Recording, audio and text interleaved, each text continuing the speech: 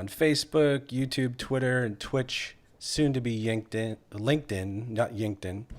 Uh, I'm here with James Introcaso. Is it Introcaso or Introcaso? Introcaso. Introcaso here. James is an entrepreneur and a producer, and he's got a board game and books and podcast networks and so many things going on. It's going to be amazing. So I'm excited. How you doing, James? I'm good, man. I'm good. How are you? I'm doing great. Dude, you're so happy. I remember we used to work on this show, Run It Back, years ago with Matt Price, who hopefully is watching. Hey, Matt, what's up? Matt. Late nights till late hours, 5 in the morning, 4 in the morning. And I remember just being tired and sitting there and working with you for hours and like a year and a half. And you're just happy now, man.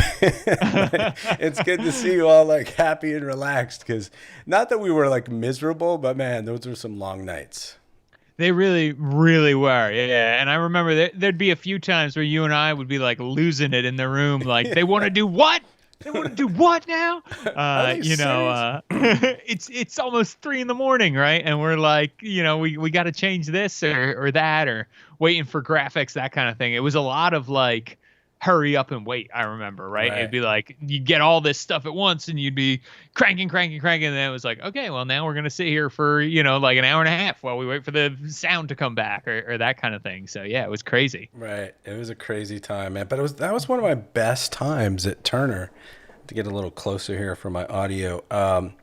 So I actually run a couple ads. I've got a couple of sponsors. So give me a second here, James. I'm going to run the first one. It's this company called Restream.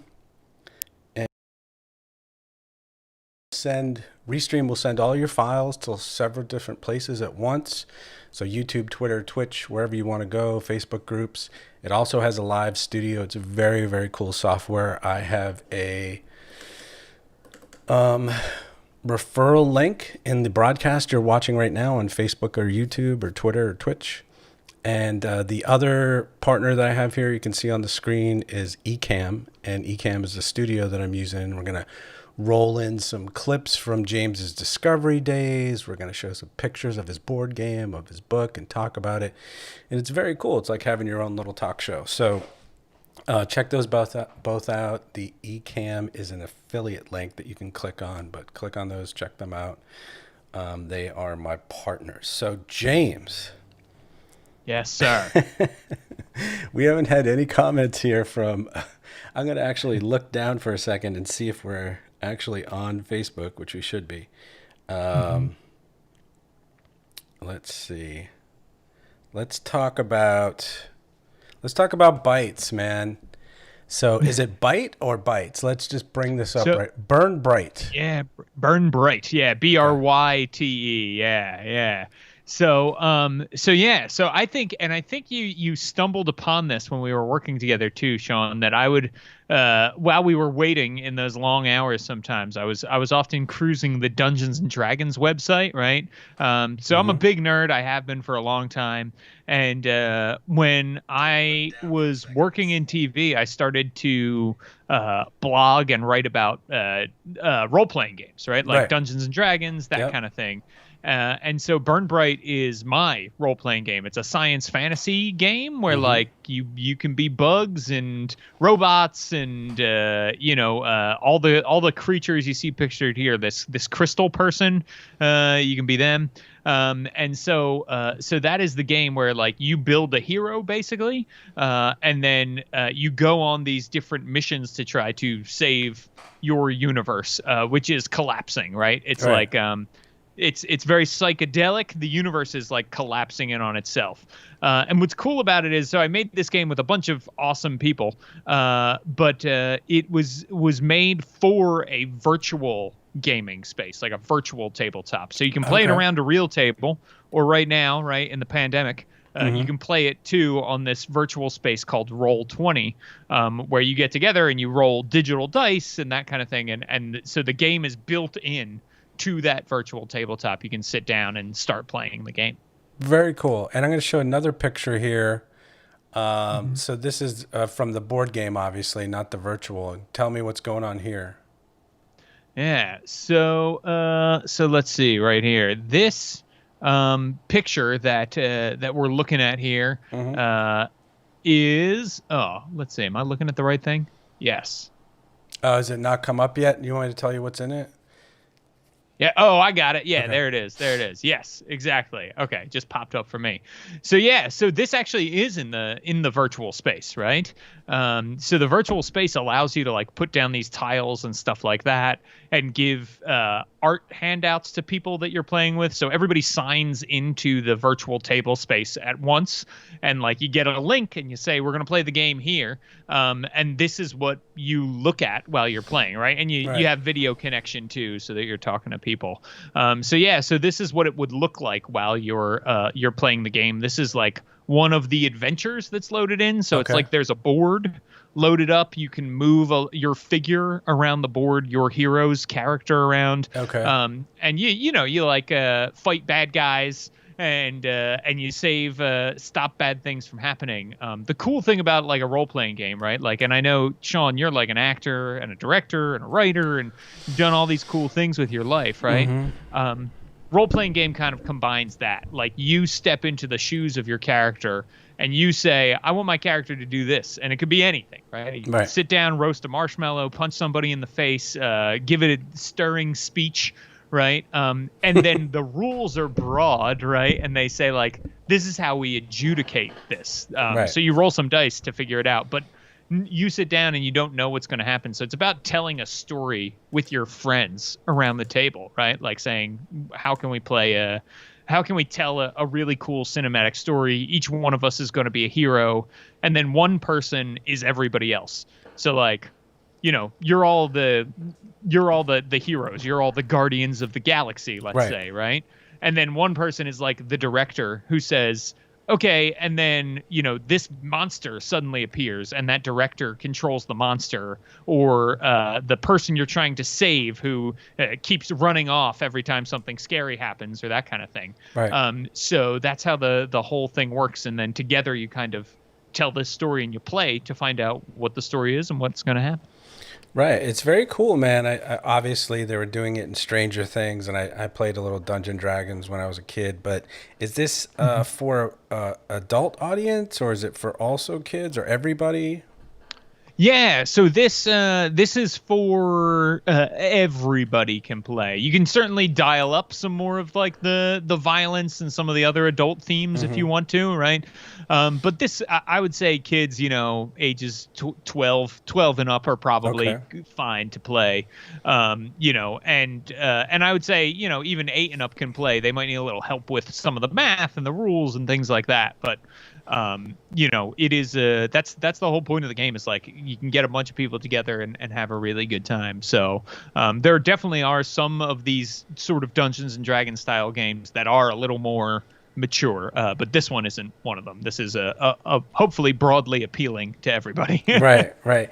And you either told me or you had written in an article, the press kit for this or something, that it took you 3 years to make this. And where can people, after you talk about that for a second, where can people find it online? Yeah. So yeah, it did take us 3 years to make it, right? Essentially, this game platform, Roll20, was putting out other people's games on their thing, right? They had Dungeons and Dragons stuff, and other games were coming to them, and they were putting those out. And they said, we want to make our own, kind of like how Netflix started putting out other people's content, right? And then they said, we want to make our own content now, to go alongside this content. And so they approached me and said, will you help us make some stuff? Because I was already designing stuff with Dungeons and Dragons and that kind of thing. So I had already had contracts at different places. They said, you want to do your own thing? We want to do our own thing. Let's work together. And so, I helped them put together a team.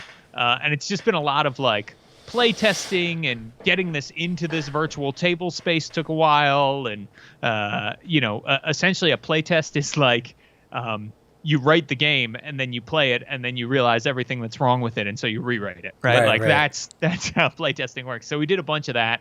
And a bunch of consultants came in to talk about like, hey, maybe you could change this or make this better. So it was a long process. But it was a lot of fun to do. I'm really happy with the end result. And now, now it's out there. If people want to check it out, it's at roll20.net or burnbright.com. You can also find it there. Okay. So, yeah. Very cool, man. So we kind of went backwards. We went to what you're doing right now. That's right.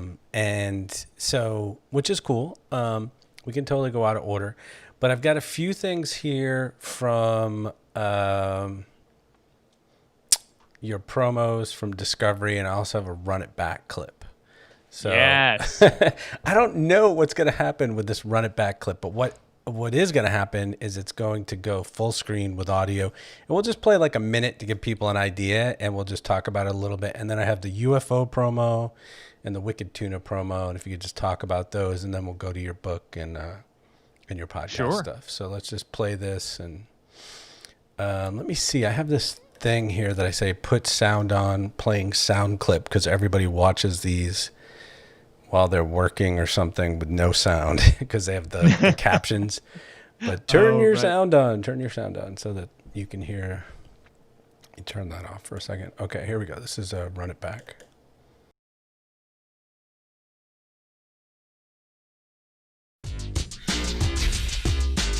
Welcome back! Derrick Rose stole the highlights with those crazy jams. But these two teams reached the Eastern Conference Finals by stealing from their opponents. Mario Chalmers came off the bench for Miami and sparked an early run with some quick hands and a trio of steals. Easy buckets start at the defensive end, and the best way to get in the open floor is a quick swipe of the ball handler. We got the keys to becoming a shutdown defender like Mario and our technique of the week. This week, it's the art of stealing the ball. The surest method of stopping your opponent is to take the pill away, whether by using fast hands in a one-on-one situation or your sixth sense to intercept a pass. A steal not only stops your opponent from scoring, but often leads to fast break points for your team. Okay, that's very cool, man. I wanted to find, I didn't have time, but I wanted to find the time that Mike Terrell turned the players into chicken nuggets. But I couldn't find that on my demo or your demo anywhere. But it was kind of a fun thing to do. We had trivia. Just tell people about it a little bit. It showed on Cartoon Network at 8 in the morning. It was an Adult Swim and a Turner Studios production, but like what happened there from your perspective? Just. Yeah, so that was right. We this show that I think everybody thought like, oh, this is going to be really easy to make, right? Yeah. Because I think it started out with like you and Brad, right? Like two editors, and the idea was we would take, one of the big NBA games of the week, usually the game that was on Thursday night. Mm-hmm. And it was usually, because this was in 2010-ish, so like it was usually whoever the Miami Heat were playing at that point. Yeah. And then we would take that game, we'd cut it down to an hour length, which is really, like 44 minutes, right? 42 to 44 minutes.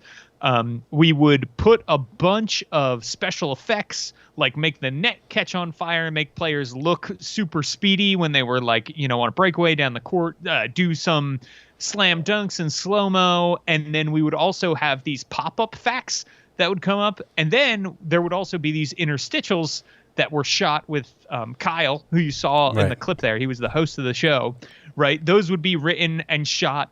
And so usually Thursday night was the game. We'd come in Friday morning and we'd basically work until Sunday at 8 a.m. when the show would air, right? You'd go home and like sleep for a few hours and then come right back basically. So that was it. And the way we worked was we would get a quarter of the game and we had to, write a bunch of pop-ups and put those in the game and cut it down to the length that it needed to be and add in all the special effects, working with the graphics team to make that happen, and put in interstitials. They also had interviews that they had like shot with players at the very beginning of the season during a press day. So they had all these things that they had made outside that we would drop in and stuff like that. So, it was this process of like first you would go through your quarter and kind of like mark everything and say, we're going to do this special effect here, and we're going to do this, and we're going to, now let's send that all out. Okay, now let's drop in all of those pop-up facts, right? And request the art that's going to come. Every pop-up fact had like a little piece of clip art on it that would be, like LeBron James in a wig or a fancy outfit or something like that. Or Ron Artest laying bricks, like as a bricklayer. Right. But who is the effects guy? His name was Chris something, because he did some crazy effects, man, very quickly. Like, few hour turnaround to have like a fake hawk land on somebody's shoulder, or take a hawk footage and make it land on someone's shoulder. I don't know what he did, but the chicken nuggets was probably the craziest thing that he did, turning players into little chicken nugget bodies. That was a great idea.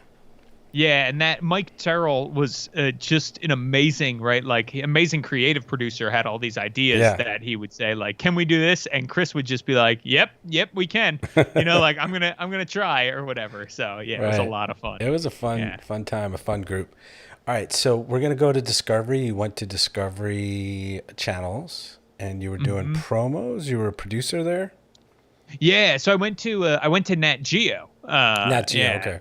Yeah. So at Nat Geo, I did producing, creative producer there. So there was a guy who used to work at Cartoon named Vincent Arico. Yep. And I didn't know Vincent when I was there, right? Like we never crossed paths. He had already left Cartoon by the time I showed up. I remember that, Yeah, he knew some of the other people. And he was the one who worked at National Geographic. And so I had some people over there put in a good word. I applied for the job. And I started as an associate producer there. And I was there for about 4 years. And I was a senior producer by the time I left. And I still work with them now. I went freelance, but I still work with them all the time now, doing promos and stuff. Yeah. I love working with them, and I love working at National Geographic, and I really enjoy doing promo work for a bunch of different reasons. But I think the biggest thing is like promos are short, so they're faster to make than like a TV show, right? Although we put Run It Back together faster than most promos come together. But you know what I mean? Like you're never bored because you'll work on a TV show and you might be there for 6-7 years if it goes on long enough. And it's if you don't like the content, that can be hard. Yeah. And you don't always, only the people at the top of that show get to choose really what the content is. Whereas like with promo, a lot of the time you're leading the project and you get to say, okay, how am I gonna take this show? Like in Nat Geo, right? It's always about like a veterinarian or an animal, right? Or like some sort of science-y thing, right? How am I gonna take this and how am I going to promote this in a way that it hasn't been done before? How am I going to have fun with this? How am I going to make this look really, really cool and sound awesome? And it's like making a bunch of little films. And I love that. I love that, like, I get to work on, I get to push out all these awesome ideas. And it's usually a little more regular than filmmaking, right? Like, it's usually a little more 9 to 5. Certainly there's late nights and weekend shoots and stuff like that. But it's not like when you're making a film or a TV show where you're just round the clock. So right. And can you put some insight on like the Discovery networks there up in Maryland? So what they have like 12 networks. Is it similar to Turner? It's a campus with a bunch of buildings and there's different networks, or is it different somehow? Yeah. So the big networks up in there's a bunch that are up in that area, right? And the first one is Discovery, and they actually just left, or a lot of their people, I should say, have left. Okay.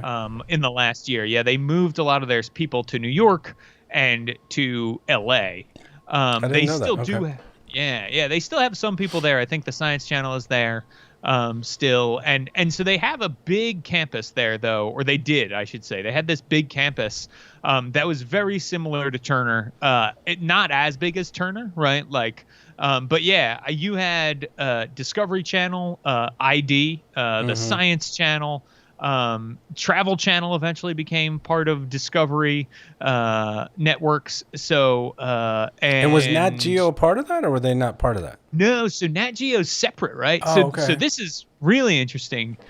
So Discovery Networks owns all those. Right. Nat Geo, when I was working there, was owned by News Corp. And now Nat Geo is owned by Disney That's because what I was of that gonna say. Okay, deal Disney. they cut. Okay. Yeah, so like Nat Geo's on Disney Plus, right? You can watch shows about veterinarians Yes, and all kinds of I stuff. saw that because my son got Disney Plus for the Mandalorian and all that stuff. Oh yeah, exactly. So Nat Geo's right alongside there, and then PBS, their headquarters are in Arlington, which is like a stone's throw away from DC. They border each other. So yeah, those are sort of the three big networks. And if you're in that hub, like if you're working in that area, people kind of bounce around. And then there's all these little, like sound houses and boutique editors and stuff like that who support the needs of the various networks and stuff too, and some production companies that make shows and some that make promos and stuff. So yeah, it's a nice little TV hub. It's kind of like you've got New York and you've got LA, and then like DC is there too. Right. It's right there. Okay, so let's show. Let's just do one. We'll show the UFO promo right now, and then you can talk about it. It's kind of cool, like the obviously steady cams, I'm guessing, but you can talk about it afterwards. It's very cool.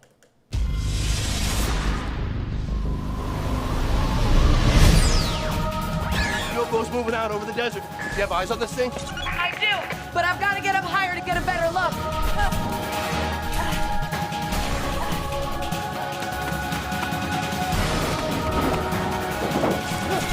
I see it. It looks like a plane or military aircraft.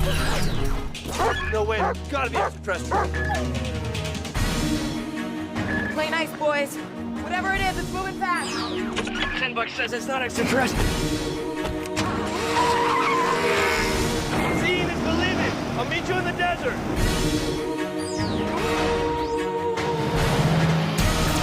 Guys, it's moving. It's moving. What is that? New episodes Fridays at 10 on the National Geographic Channel.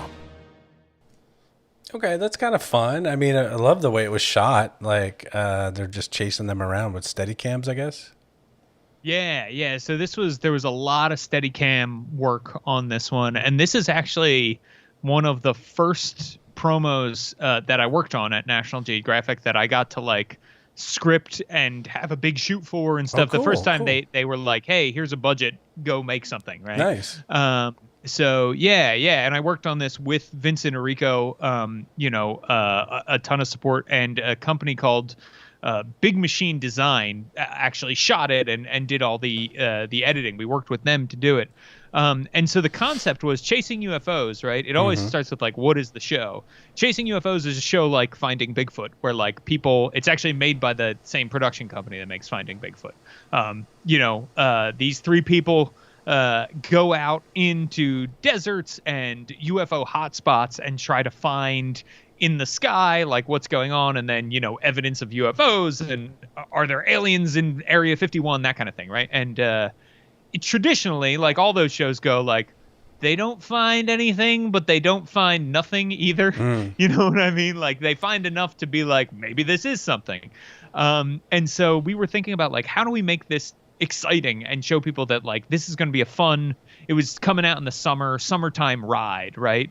And so we came up with this idea of like, what if we, in the show they run around a lot with cameras on their back and they're really going at it, and we're like, what if we really like really play that up and make this kind of like an action movie, and Right. So we did, and it was great. Like there are stunt doubles in that, like when the guy gets hit by a car, that's not actually the same dude, Right. That's a stunt double. When she jumps up on and is running along the side of the building, that's a stunt double, and that kind of thing. So we had a lot of fun doing that, and yeah, it's all shot on Steadicam.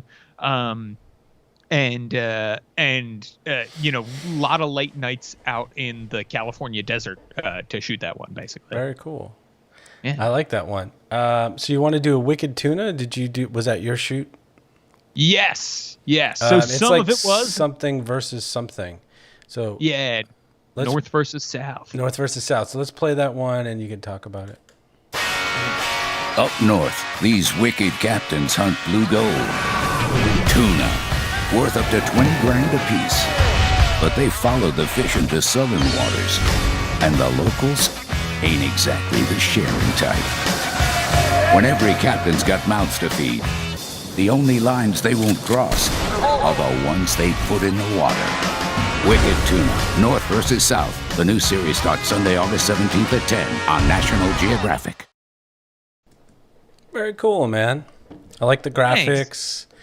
Obviously, you have to go on a ship and shoot with them, or they just use footage from the show?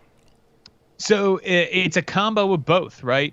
We shot some stuff, and some of it is stuff from the show, and some of it is actually from an earlier shoot that they did. So Wicked Tuna, super popular series on National Geographic about guys who fish bluefin tuna, and they can only like fish them one at a time, right? And so it's all about the battle with the fish and that kind of thing. But so we had footage from when they had shot with the original Wicked Tuna guys, the North, right? They're from Gloucester, hence Wicked. And then they go down to the Outer Banks, right? That's the South version of it. And no one had shot with the guys from the South yet. So I went down just with the guys from the South, and we shot that with a company called Shiloh, who also did those awesome graphics that you saw. And we kind of like, the idea was like to take some of the cool dramatic moments and highlight them almost like a comic book panel, right? With that like watercolor sort of graphic that you're seeing there.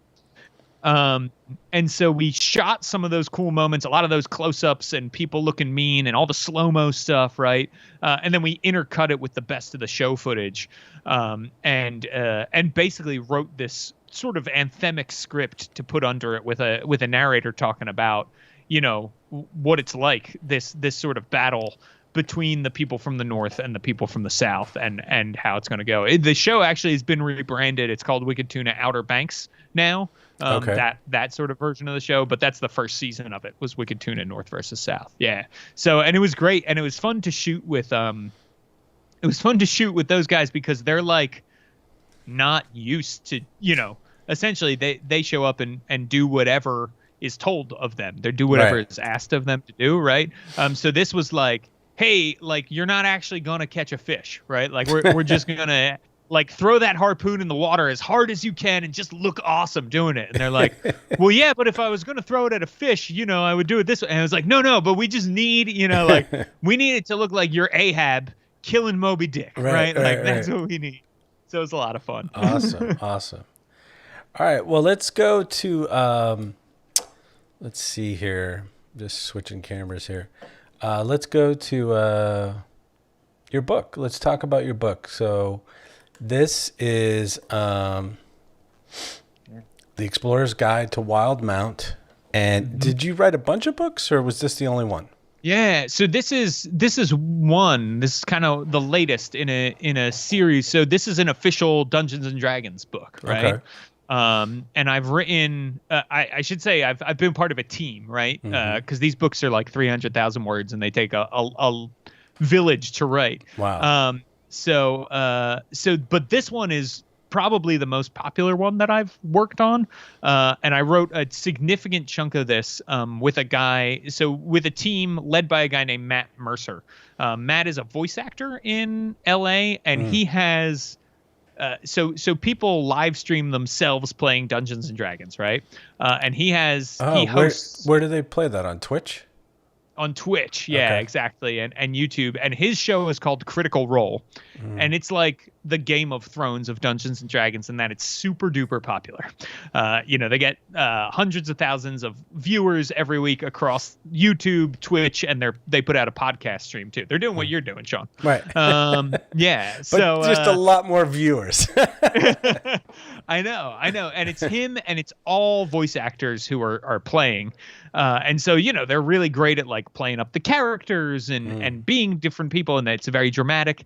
And so he asked me if I wanted to be on the writing team for this book, and it was awesome because it's his world. And so I would say like, hey, Matt, can I change this? And he'd be like, yeah, sure. Go ahead. Or he'd say like, what if we did it this way instead? Like, so it was this really collaborative writing process where we would write and write and write, and every week we had like a meeting that would go on for a couple hours and talk about what we were working on, and just like super duper collaborative. And what was cool about it was the day this book was announced, it was the #1 best-selling book on Amazon. So not even like in a category, like in all books, it was #1, and it hadn't even come out yet. So that was pretty cool to have my name on that when that happened. And I'm very proud of the work. The whole team did a lot of work, and Matt himself, like did the most work by far. But yeah, I wrote about 50,000 words for this book. That's fantastic, man. And it's very cool. I mean, I know some people are like Dungeons and Dragons is for high school kids, but adults do it too. And it sounds exactly like I interviewed a guy, John Viner, who is a writer and voice actor for Family Guy and the Cleveland Show and American Dad. And he, I mean, they sit 12 people in a room and have to write it. But what you're talking about with this writing and this collaboration is very similar to this guy, Adam Lapidus, who worked on Sweet Life on Deck, and I want to say that 70s show. No, that was another guy. But it's this similar thing, whether it's live action or animation or books, where a bunch of people get together and write it because it's just too much for one person to write. So everybody's writing like, pieces, small pieces of this massive thing. So that's very cool. So let's go on to advice, and we'll come back around to your BYTES game. But let's just talk about, first of all, we have to ask you, this is something that we ask everyone, your favorite something. And we'll just say podcast because you did podcasts. And I want to talk about your podcasts a little bit because we didn't really get to that. So let's just say, what is your favorite podcast first? And then we'll get into your podcast, how you got started, how you expanded it because you expanded it to a network or you joined a network. Just tell that story. But what's your favorite podcast first? Yeah, so I'm a hardcore fan of Judge John Hodgman. Okay. Who is that? Who's that? So have you ever you remember the old Apple commercials with Justin Long where he was like, I'm a Mac and I'm a PC. So the guy who played the PC is a comedian named John Hodgman. Okay. He was on The Daily Show for a long time. And he's got a podcast now where it's been running, almost 10 years, I want to say, where he essentially holds like fake internet court. And people write into him and say, like, my brother and I live in this house and we can't agree on how to get rid of the bats in it. Can you tell us what to do? Right. Or my wife has this cat and she lets the cat in the bed and I don't want the cat to be in the bed and yada, yada. And then he invites those people on and talks to them and basically makes fun of them for 45 minutes and then does deliver a verdict. But the cases get, is a hot dog a sandwich gets adjudicated at one point. There's one where he has to talk to this dad who keeps leaving pictures of clowns on his son's bed because he thinks his son will appreciate it, and the son is like, no, that's creepy, and so it's kind of like just a really fun it sounds fun. I'll have to check it out. Yeah. How do you spell Hodgman? Hodgman. Okay. So yeah, and he's got a TV show right now on FXX. They do like a animation block once a week called Cake. Okay. And so he's one of the animated shows that's part of that block called Dicktown, where it's him and another guy and they're detectives. Sort of solving cases for high schoolers. Promo for that, yeah. Very cool. So, okay, so your story with podcasting. How do you start? How do you expand? And now you're actually ending your podcast, correct? I am, yeah. So just the writing work has increased right now, and I really love doing the writing. So something had to give, right? But I'm sad about leaving podcasting behind. And what happened was I had this idea to do a gaming podcast that was like about news in gaming, right? Interviews with people who do game stuff, kind of like this show, but with gaming focused. Okay. But also like getting people to comment about the news and stuff like that. And essentially, this was 7 years ago. I reached out to a guy who had a podcast named Jeff Greiner. And he had this podcast called The Tome Show, and I said, hey, I'd like some advice. I'm thinking about doing this. And he said, do you want to come do your podcast on my feed? Right. And he had been doing his show for about 10 years at that point. So I thought, great built-in audience. Right. And that was very nice of him. He had no idea who I was. Right. For him to just offer that was very, very kind. And so for 3 years, I was on his thing. And that's when I started, and I was like, I've always wanted to write games and stuff. And now I have this built-in audience. Maybe I should start doing that. So that's how the writing started too. Right? Okay. And then, so after 3 years with him, I thought like, okay, it's time to break off and do my own thing. And so my friend Rudy, who was also doing stuff on the network, or on Jeff's network, we said, Jeff, we're going to start our own network. Had like a very amicable parting of ways. And then for 4 years, we ran our own podcast network called Don't Split the Podcast Network, which is a reference to an unofficial board game rule. And we have a bunch of different shows on there. All of them are still continuing. It's just the network that is ending. And my podcast is actually going to keep going, but it's going to have a new host.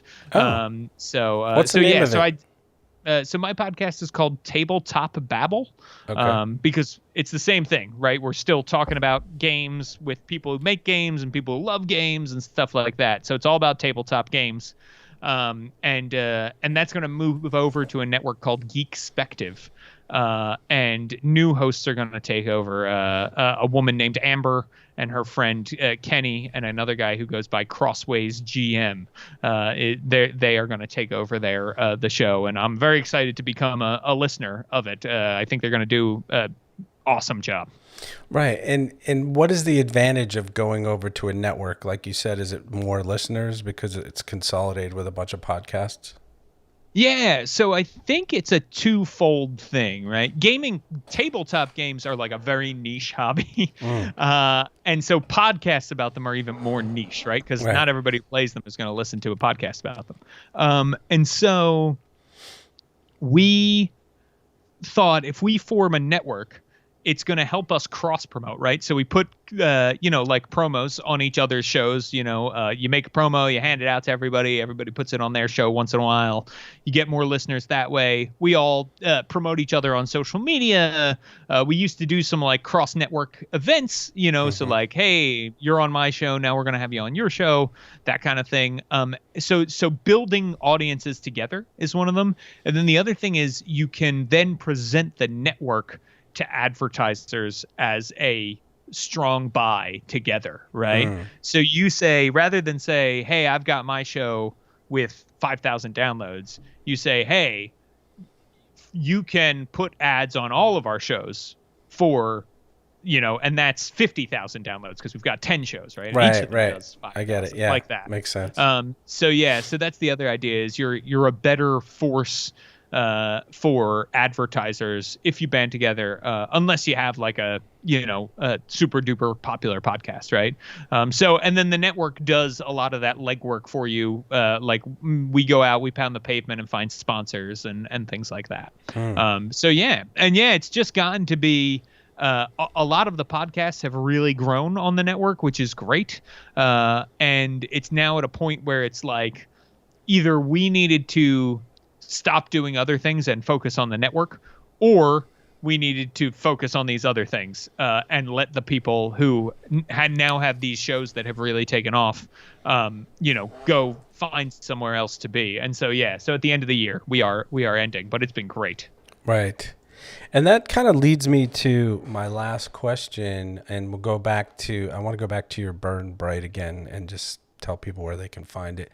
But my last question is how do I want you to give advice to young people who want to do what you do, but it's very hard to describe what you do. And I'm kind of doing it, and you're doing it, and a lot of creative people do it. They do more than one thing. I interviewed this woman, Jean, who is an actress, and she did improv, she did plays, she did TV, she did film, and she also did painting. She was a painter. So a lot of creative people find different ways to outlet stuff. So you're a producer for television, you have a podcast where you're ending now, but you're writing a book, you're making a board game, you're doing all these crazy things. And you're married and you have stuff going on in your life. And it's kind of like, how do you do it all? So it's kind of like your advice to a younger person who wants to do what you want to do. Maybe they want to do one of the things you do or all of the things you do, but also just talking about how do you do it all? How do you find time? Do you not sleep much? What is your secret? Yeah. So, when I was first getting started, there was a lot of like, not sleeping and working on nights and weekends and that kind of thing, because I was still full time at National Geographic Right. when I started doing podcasting and stuff like that. And so, I think one of the things is to as you're doing these things, plan. Right. Like a lot of people say like, just jump in, just do it, and I agree. Right. Like get in there and do the things you want to do, because you shouldn't wait for permission, right? You shouldn't wait for somebody to say, here is money to do this thing you want to do. Right. You should make the thing you want to make. And then if you can monetize it, great. But at least you got to do it your way, right? And that's a luxury not everybody has. That's a privilege not everybody has. But so part of it was that. And then part of it was also cutting out some things in life that were not necessarily for me constructive, right? And so like I played a lot of video games. Like essentially what was happening was when I started this, my wife had a job where she traveled a lot, right? And I was like, okay, well I'll play a lot of video games, right? And I was like spending hours and hours playing video games. And then when I started to do this, I was like, wow, I'm not really playing video games. But then I was like, yeah, but look, you just made 10 podcasts, right? And you can make 10 more and you're going to have something that lasts, that will be, on the airwaves forever. And people will get to listen to them. And, when we're dead and gone, aliens will find them and be like, what is this about? And so, so that's why so we part all of podcast. It is, yeah. Right. It's for the aliens. For the aliens, right. But so part of it was finding the time, because I was like, okay, this is going to be a thing that I really want to do. And I do, like, I still get a lot of time now to watch, Stranger Things and play games and stuff like that. But at first it was like, okay, I need to put the effort into making this a reality, and I'm going to need to do research, and I'm going to need to give myself time to screw up, right? Like that's big, is like, wow, I totally deleted that whole thing that I just did, and I didn't mean to do that. Now I got to figure out a way to save it, or my computer blew up and I need to figure out how I'm going to save the hard drive, right? Like just like anything else, give yourself time to figure it out, and give yourself like a schedule that works for you. And for me, and this is probably true for you too, Sean, I don't know if you found this, like I know that content that you put out into the world gets an audience if you can put it out on a regular basis, right?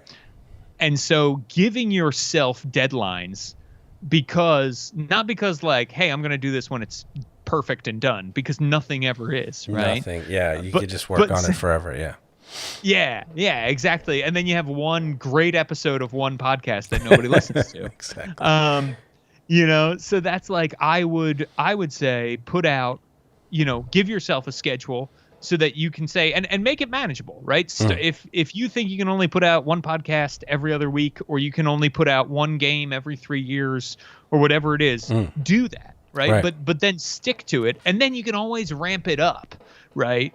Or if you need to, dial it back. Like, you got to take care of you. But the biggest thing is like, plan out your stuff, give yourself a schedule, and then be okay, right? Like, it is really hard to not compare yourself to other people who are doing what you're doing, right? And there are going to be people who you look at who you're like, wow, I've been doing this for 4 years. This other person just came on the scene a month ago and they already have more listeners than me, and they, you know, whatever it is, right? But there's somebody looking at you saying, I've been doing this for 10 years and this person just came on the scene, and, you know. So like, just know that like you should only compete with yourself. Be part of your community, right? If there's a community out there doing this, engage with them, put into it what you want to get out of it, because they're gonna help you out. Right. And managing your time starts with like, hey, I really want to sit down and make a plan about how to do this. And you might need to make a plan to make your plan, right? Like if you don't know how to make a podcast but you want to, start with like, who do I know who makes one? If you know a white guy, you probably know somebody with a podcast, right? And if you go on the internet, there's a zillion resources, videos, how-to guides, blog posts that you can check out. So like, give yourself time to plan how you're gonna plan it, right?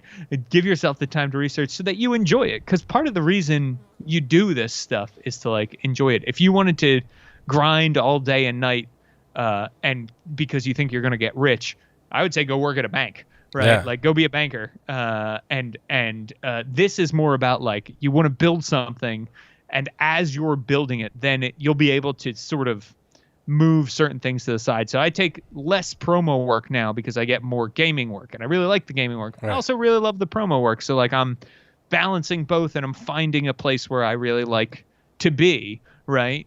So that I can do it all, and also now get like a good, 8 hours of sleep every night, and see my friends and that kind of thing. Right. So that's important. But do you feel like, because I've only been doing this, I think it's 3.5 months now, but do you feel like the podcast sort of sent you in different directions? It sounded like it did, because it sent you to a network, then it sent you to a book, and then it sent you to meeting people that you made the podcast network with, and the game eventually. I mean, it's not that you wouldn't have done it without the podcast, but it sort of opens doors, because I feel like you're meeting people, and I've in the last couple of weeks interviewed people from Germany and London and Canada. So I'm meeting people that I would never meet and talk to, and getting their insights and having a connection. And you know what? A lot of my fans are people who have been on the show before. I mean, I have other fans also, but the people who I've interviewed, they're checking in, they're watching stuff, they're listening to stuff. So it's really fun. Yeah. I mean, I agree 100% with that, right? That like the podcasts work to connect you with other people, and it's cool because like, yes, it's a networking tool, but you wouldn't start the podcast if you weren't interested in these people genuinely, right?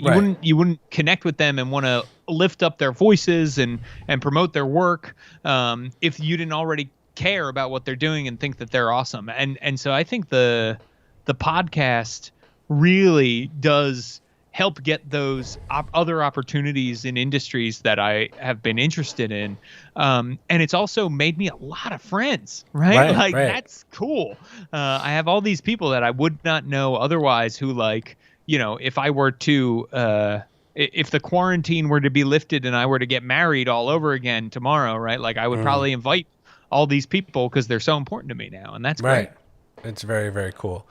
All right, man, this has been awesome. Let's just put this, not that one, the board game back up here, and if you could just talk about that, but that's great advice. I love everything you said. Yeah. Where can we find Burn Bright? So Burn Bright, you can find at burnbright.com. That's BRYTE.com.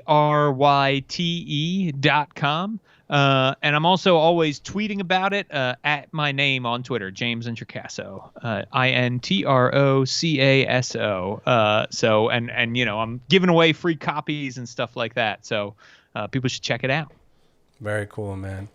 All right, I'm going to check out your podcast. I'd love to listen to podcasts. I have a fly in here, but I love to I love to listen to podcasts of people I interview, and it's great to talk to you, man. I haven't talked to you in 6-7 years. It's great to see you, and this has been awesome. Thanks so much. Yeah, thanks for having me, dude. I'm really, really psyched to be here. Yeah. All right, man. Well, you have a great rest of your day, and Thanks for doing this, and keep in touch, and we'll talk soon. All right. Talk to you later. Thanks, James. Bye-bye. Bye.